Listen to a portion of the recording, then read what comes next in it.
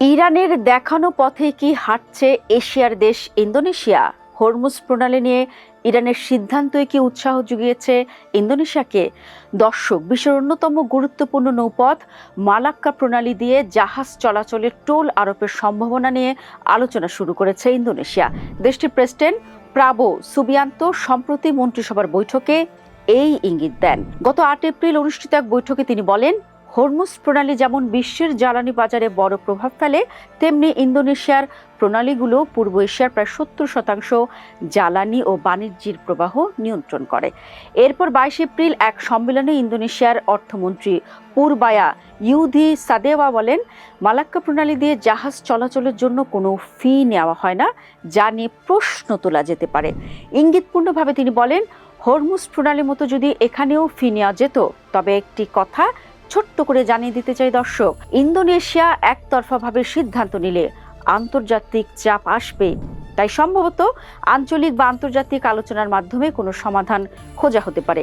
বিশেষ করে আমেরিকা ও চীন এই বিষয়ে সক্রিয় ভূমিকা নিতে পারে।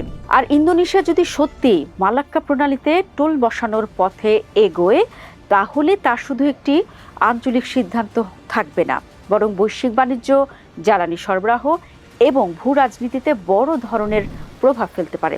বিষয়টি বোঝার জন্য আগে আমাদের দেখতে হবে মালাক্কা প্রণালীর গুরুত্ব কি, ইরান কি করেছে এবং ইন্দোনেশিয়ার এই সম্ভাব্য পদক্ষেপের অর্থ কি হতে পারে। দর্শক, মালাক্কা প্রণালী পৃথিবীর অন্যতম ব্যস্ত সামুদ্রিক পথ।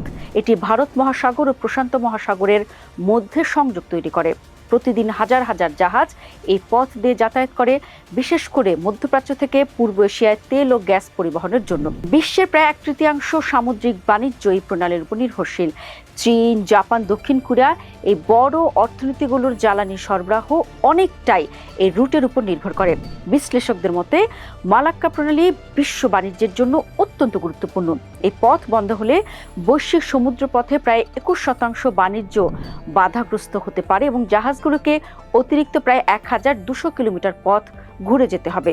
আর ইন্দোনেশিয়ার অন্যান্য প্রণালী যেমন সুন্দা, লোম্বক ও মাকাসার বন্ধ হলেও প্রভাব আরও ব্যাপক হতে পারে। সেক্ষেত্রে বিশ্ব বাণিজ্যের 26% ক্ষতিগ্রস্ত হবে এবং জাহাজগুলোকে গড়ে 7800 কিলোমিটার পথ ঘুরে যেতে হবে। মালাক্কা প্রণালীতে টোল আরোপের চিন্তাটি অবশ্য নতুন নয়। 2000 দশকের মাঝামাঝি জলদস্যুতা দমনে অর্থ জোগাড়ের জন্য ইন্দোনেশিয়া এমন প্রস্তাব দিয়েছিল। তবে সিঙ্গাপুর ও মালয়েশিয়া আন্তর্জাতিক আইন লঙ্ঘনের আশঙ্কা তা প্রত্যাখ্যান করে। পরে যৌথ টহলের মাধ্যমে জলদস্যুতা কমানো হয়। কিন্তু নতুন করে টোল আদায়ের ভূত কি করে ইন্দোনেশিয়ার মাথায় ভর করলো? জাকার্তা কি এটি তেহরান থেকে অনুপ্রাণিত হয়ে এমন সিদ্ধান্ত নিতে চায়? দর্শক, আপনাদের জানিয়ে রাখি, ইরান দীর্ঘ সময় ধরে হরমুজ প্রণালীর উপর কৌশলগত নিয়ন্ত্রণ ব্যবহার করে আন্তর্জাতিক রাজনীতিতে প্রভাব বিস্তার করে আসছে।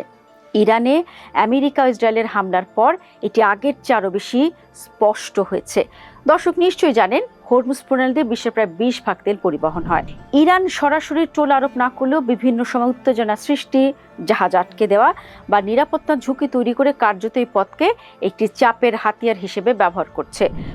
এবং যুদ্ধের বাস্তবতায় তারা সিদ্ধান্ত নিয়েছে এখন থেকে তারা টোল আদায় করবে। ফলে আন্তর্জাতিক বাজারে কিন্তু এরই মধ্যে তেলের দাম বেড়ে গেছে এবং বিশ্ব শক্তিগুলি কিন্তু ইরানের সঙ্গে আলোচনায় বসতে বাধ্য হচ্ছে। সম্প্রতি হরমুজ প্রণালী ঘিরে উত্তেজনা এবং ইরানের পদক্ষেপ নতুন করে কিন্তু বিতর্ক উস্কে দিয়েছে। তবে সিঙ্গাপুরের পররাষ্ট্রমন্ত্রী ভিভিয়ান বালাকৃষ্ণন স্পষ্ট জানিয়েছেন, আন্তর্জাতিক জলপথে একতরফাভাবে টোল আরোপ বা চলাচলে বাধা দেওয়ার সুযোগ নেই।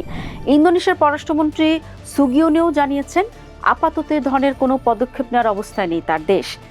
তিনি বলেন, জাতিসংঘের সমুদ্র আইন কনভেনশন অনুযায়ী আন্তর্জাতিক প্রণালীতে জাহাজ চলাচলের স্বাধীনতা নিশ্চিত করতে ইন্দোনেশিয়া প্রতিশ্রুতিবদ্ধ।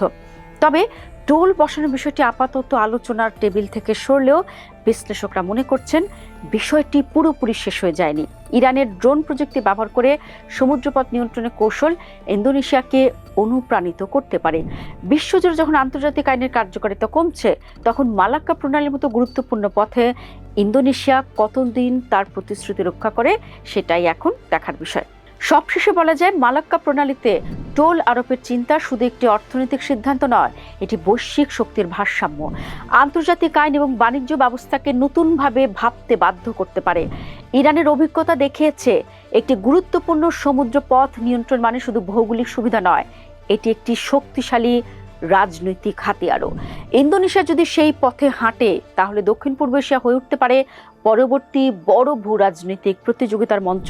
তবে শেষ পর্যন্ত এই ধরনের পদক্ষেপ কতটা বাস্তবায়িত হবে তা নির্ভর করবে আন্তর্জাতিক প্রতিক্রিয়া, আইনি সীমাবদ্ধতা এবং আঞ্চলিক সহযোগিতার উপর।